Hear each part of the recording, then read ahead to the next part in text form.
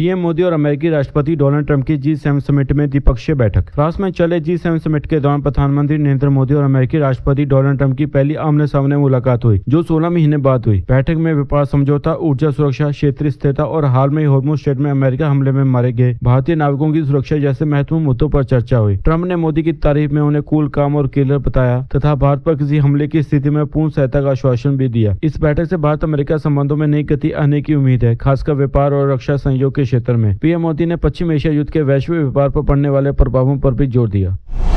शिवसेना उद्धव ठाकरे में गहराता संकट, operation tiger. Uddhav Thackeray की नेतृत्व वाली शिवसेना में बड़े फूट का खतरा छा रहा है। रिपोर्ट के अनुसार पार्टी के 9 लोकसभा सांसदों में से 6 शिंदे गुट में शामिल होने की तैयारी में है। संजय राउत ने आरोप लगाया कि सांसदों को 15 से 50 करोड़ की रिश्वत दी जा रही है। केवल 3 सांसद ही राउत की प्रेस कॉन्फ्रेंस में पहुंचे। पार्टी ने स्पीकर ओम बिरला से मुलाकात कर अलगाव रोकने की अपील की और बाकी सांसदों को नोटिस जारी किए हैं। यह घटनाक्रम महाराष्ट्र की राजनीति को फिर से हिला सकता है और एनडीए और इंडिया ब्लॉक दोनों के लिए महत्वपूर्ण परिणाम लेकर आ सकता है। नीट 2026 री एग्जाम की कड़ी सुरक्षा व्यवस्था। 21 जून को होने वाले नीट री एग्जाम की तैयारी जोरों पर है। पेपर लीक के विवाद के बाद एनटीए और सरकार ने अभूतपूर्व सुरक्षा उपाय किए हैं। भारतीय वायुसेना ने 200 से अधिक सॉर्टी उड़ाकर प्रश्न पत्रों को देश भर के केंद्रों तक पहुंचाया। टेलीग्राम पर अस्थायी प्रतिबंध, बायोमेट्रिक्स, एआई निगरानी, अतिरिक्त समय और रफ वर्क की सुविधा दी गई है। केंद्र ने किसी भी गड़बड़ी पर सख्त कार्रवाई की चेतावनी दी है। यह परीक्षा 22 लाख से अधिक छात्रों के भविष्य से जुड़ी है और परीक्षा प्रणाली में विश्वास बहाल करने का बड़ा कदम माना जा रहा है।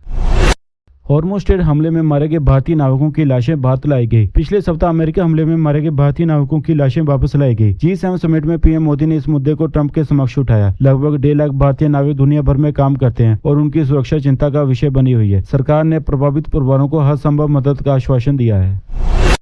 मोदी जेलेंस्की वार्ता। यूक्रेन के राष्ट्रपति जेलेंस्की से मुलाकात में मोदी ने कहा कि भारत हमेशा शांति का पक्षधर रहेगा। उन्होंने युद्ध में प्रभावित नागरिकों की पीड़ा पर चिंता जताई और मानवीय सहायता बढ़ाने का आश्वासन दिया। दोनों नेता ने ऊर्जा सहयोग और पुनर्निर्माण परियोजना पर चर्चा की। मोदी का यह संदेश भारत की वसुधैव कुटुंबकम नीति को दर्शाता है।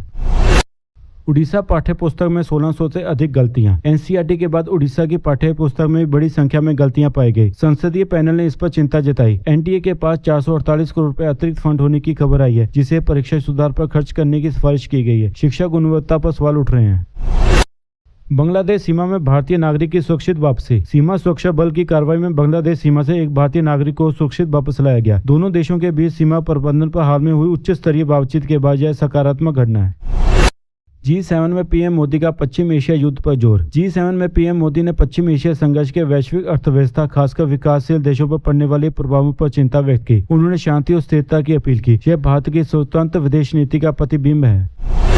समाजवादी पार्टी का आरोप। समाजवादी पार्टी प्रमुख अखिलेश यादव ने बीजेपी पर विपक्षी दलों को तोड़ने का आरोप लगाया। उन्होंने कहा कि पार्टी में कोई विभाजन नहीं और सभी नेता एकजुट हैं। यह बयान विपक्षी एकता को बनाए रखने की कोशिश है, खासकर तब जब कई क्षेत्रीय दलों में असंतोष की खबरें सामने आ रही हैं।